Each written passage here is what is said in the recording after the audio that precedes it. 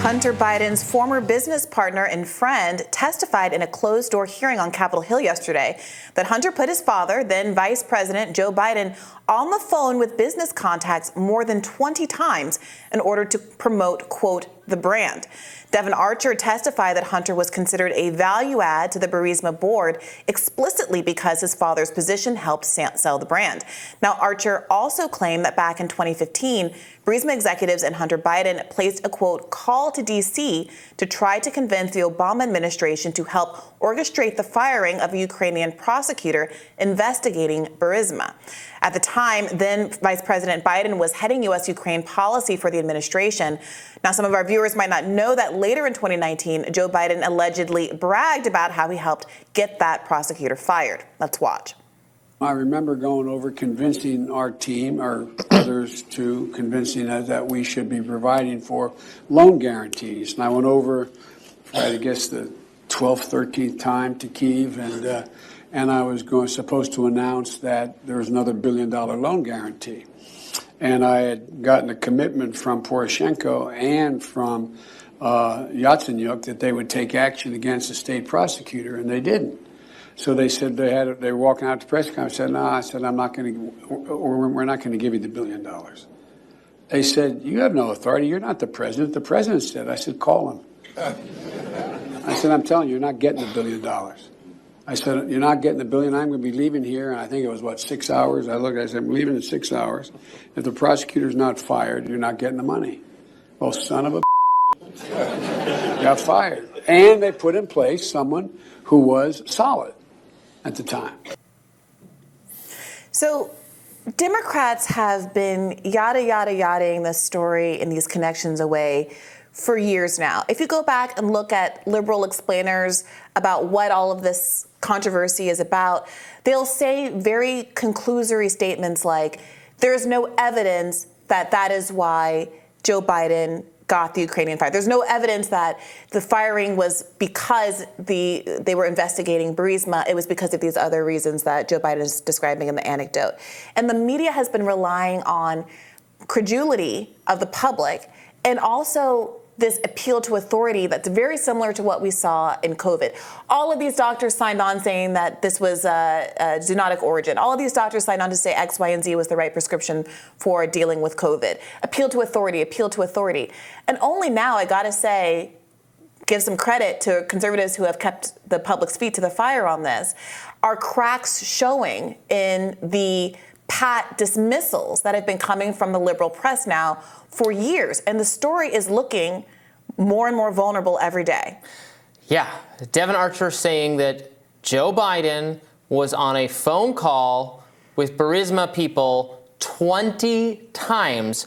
How can you possibly square that with the White House's claim that he had no knowledge and no involvement in Hunter Biden's business dealings?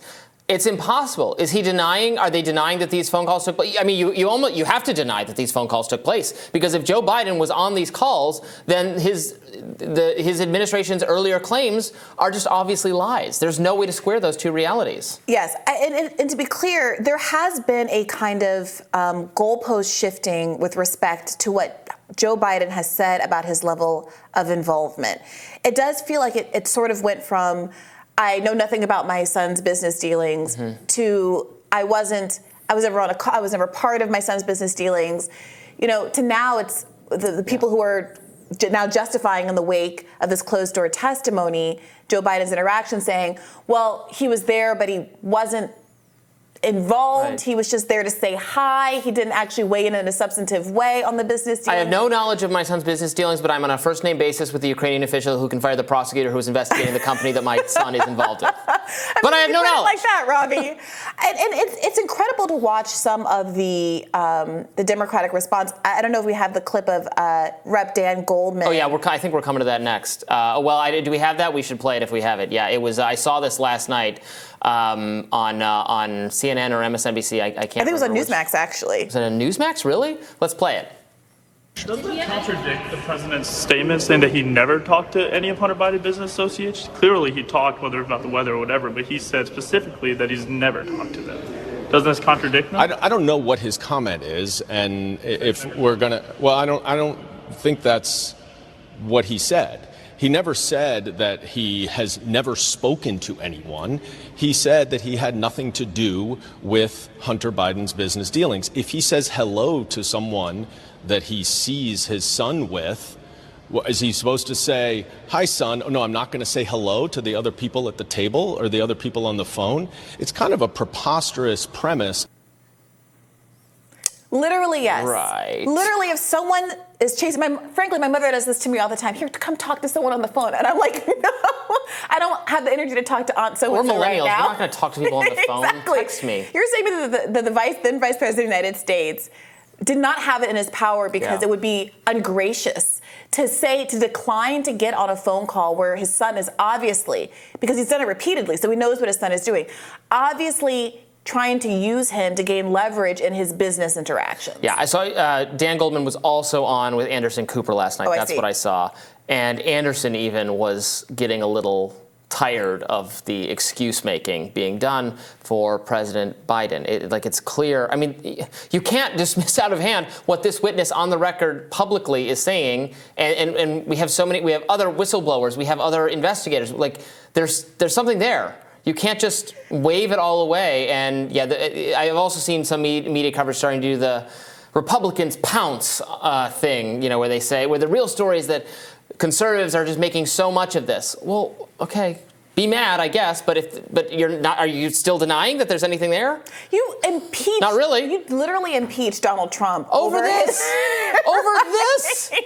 Right. It's related to this. So, and to now say that the Republicans are making too much of this. Look, I think that some of the weaponization of federal government stuff is a little overstated only because everyone's doing it. That doesn't make it right. But the idea that people aren't trying to use their power and position to get an advantage when there is all of this corruption all over on both sides of the aisle, it's ridiculous. And now the Democrats are up to bat. Right. They've been unwilling to engage the substance of this argument for years. They could have addressed it, deflated it, neutered the arguments years ago. But now we're in the campaign season, and it's partly their responsibility that it's all coming out in this fashion right now. They impeached Trump because vis-a-vis Rudy Giuliani, he made an allegedly improper communication to Ukrainian officials related to that would only serve his own re-election prospects by maligning Biden.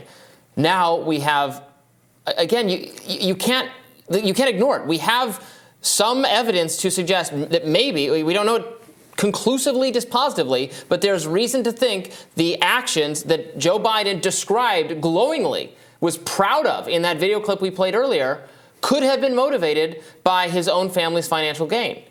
Yeah. And you can't ignore it. You really can't. You just can't ignore it. And when you've lost Anderson Cooper, I think you're starting to lose America. Well, when it came to the much-discussed FD 1023 complaint form alleging a criminal pay-for-play scheme, which would involve Joe and Hunter, it seems Archer did not confirm the existence of a bribe. Here's Congressman Andy Biggs on that. Can you talk about the bribe at all? The $5 million bribe? He didn't know anything about it. He didn't know anything about that? No, in the 1023, he didn't know anything about that. So there's still a lot we don't know.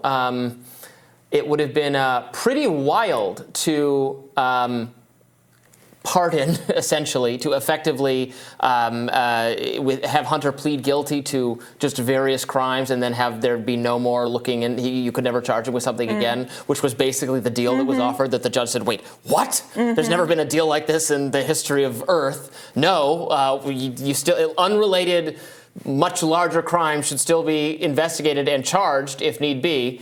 That itself is suspicious, that he was being offered a deal that would potentially excuse all of these much broader claims that maybe involve his father. Agreed. And you wonder why people are suspicious. Agreed. And as whatever, Democrats want to harp on how cynical Republicans' characterization of this as a two-tier justice system and that poor black and brown people don't get the same treatment as Hunter Biden. I don't care how cynical it is. It's a correct point. It's true. And Americans should be outraged by this kind of a treatment. Yeah. All right, we will continue to follow this, and we'll have more Rising right after this.